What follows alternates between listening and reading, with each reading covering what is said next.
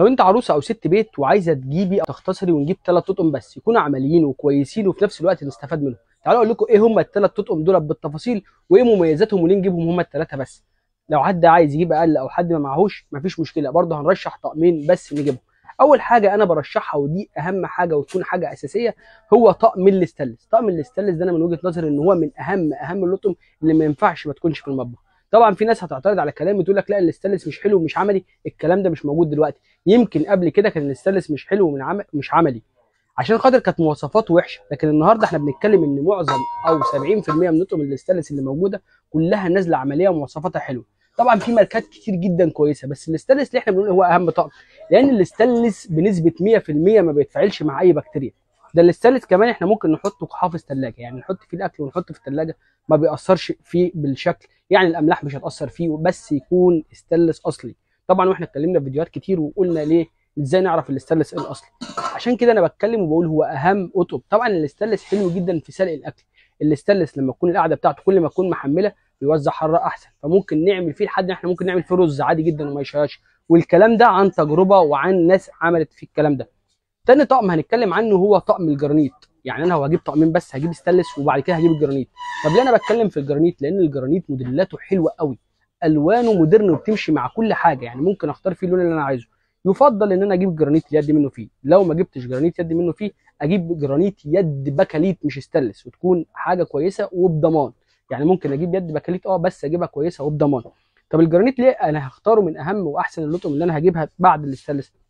لان الجرانيت سلس جدا، توزيعه للحراره حلو جدا وتحسوه مرح في الاكل، يعني بيعمل كل حاجه انت عايزاها. يعني لو انا مثلا احط اكل بتوقيت معين بمقادير معينه هو هيديني نفس النتيجه. يعني الراجل ده ما بيضيفش اي حاجه زياده، هو راجل عملي جدا، بس اختاره صح، اختار مواصفات عاليه، تكون التخانه بتاعته ما تقلش عن 4 مللي، ما تقلش عن 4 مللي. يعني اقل من كده هيبقى وحش، هيبقى وحش في حتى لو نوع كويس الجوده بتاعه الجرانيت مع الوقت ومع السخونيه هتتاثر، يعني الطقم مش هيعيش معايا سنتين ثلاثه.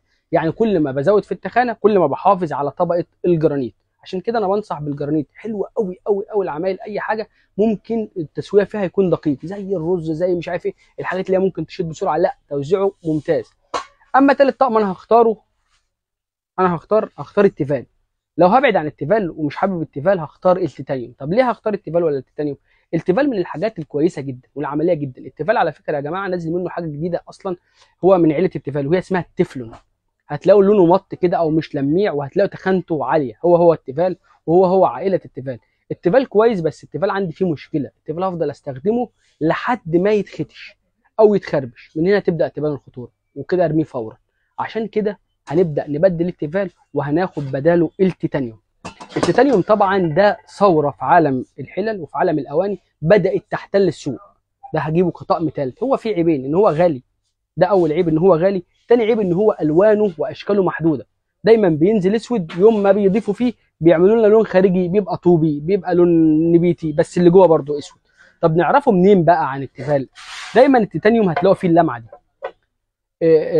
لو تخانه التيتانيوم 4 مللي ومثلا جبنا تخانه تيفال 4 مللي هتلاقوا التيتانيوم اخف، يعني وزنه اخف، بالتالي هتلاقوا فيه اللمعه زي ما انتم شايفين كده. اما بصوا بقى التيفال مطفي بالشكل ده، تحسوه ما فيهوش اي لمعه. تاني حاجه هتلاقوا التيتانيوم انعم سنه عن التيفال، يعني سلس في اللمسه بتاعته. التيتانيوم من اكتر الحاجات حلوه ليه بقى؟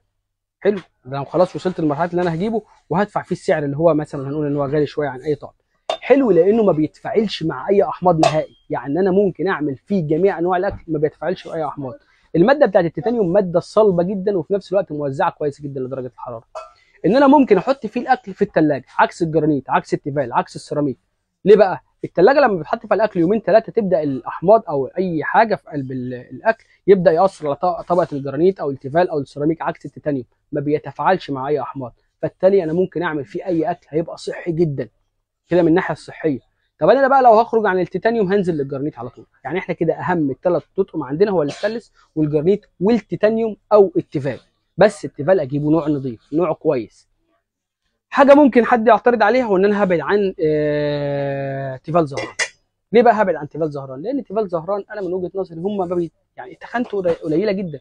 في ناس جابته وجربته واستخدمته وارتحت له خلاص هاتوه، انتوا ادرى باستخدامكم.